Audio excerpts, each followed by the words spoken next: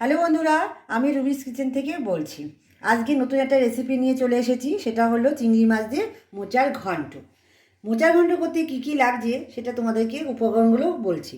প্রথমে লাগছে মোচা, সিদ্ধ করব আমি, তার জন্য নুন হলুদ মাখিয়ে রেখেছি। গোটা আলু ডুনডুন করে কাটা একটা, পেঁয়াজ আদা রসুন পেস্ট, সাথে লাগছে চিংড়ি মাছ অবশ্যই, আর কিছু মশলা, গুঁড়ো মশলা।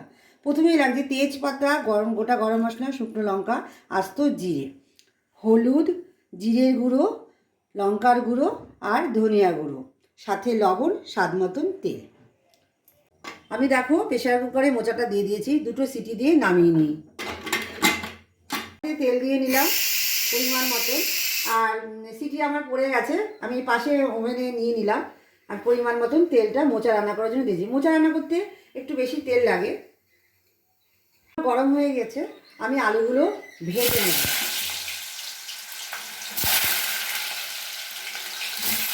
আলুগুলো ভাজা হয়ে গেলে আমি মশলাগুলো দিয়ে আলুগুলো কষিয়ে নেব।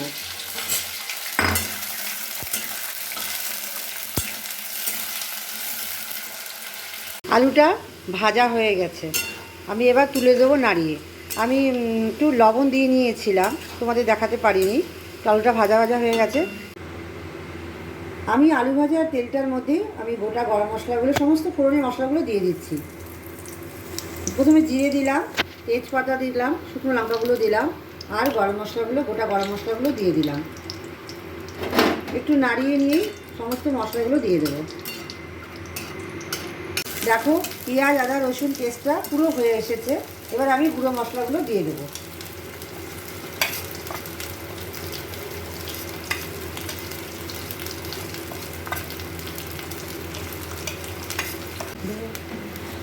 মশলাটা আমার কষানো হয়ে গেছে, দেখেই বুঝতে পারছো।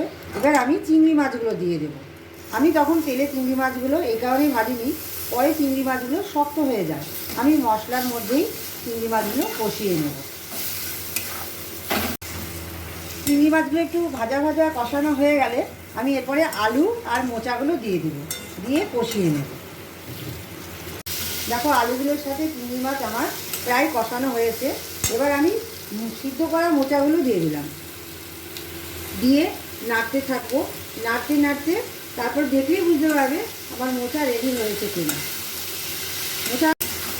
মোচা রান্না করতে একটু সময় লাগে, কিন্তু মোচার ঘন্ট চিংড়ি মাছ যে খেতে দারুণ লাগে। তোমার আমার রান্নাটা যদি ভালো লাগে অবশ্যই ট্রাই করো এই রান্নাটা। চলো হতে থাকুক মোচাটা, আমি আসছি, একটু ঢেকে দিই। আমার মোচা প্রায় রেডি, দেখতেই পাচ্ছ হয়ে গেছে মোচা প্রায়। আমি এখন ঘি, গরম মশলা আর মিষ্টি দিয়ে মোচাটা নামাবো।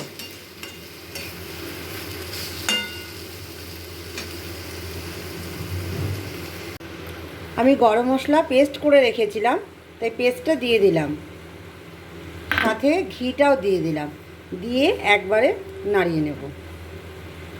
1 চামচ মতন ঘি দিলাম।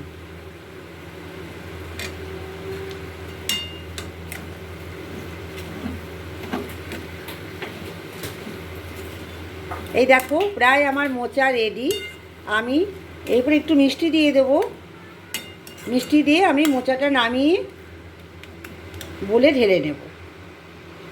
এবার আমি স্বাদ মতন চিনি দিয়ে নিলাম, দিয়ে একটু নাড়া দিয়ে আমার মোচা প্রায় রেডি।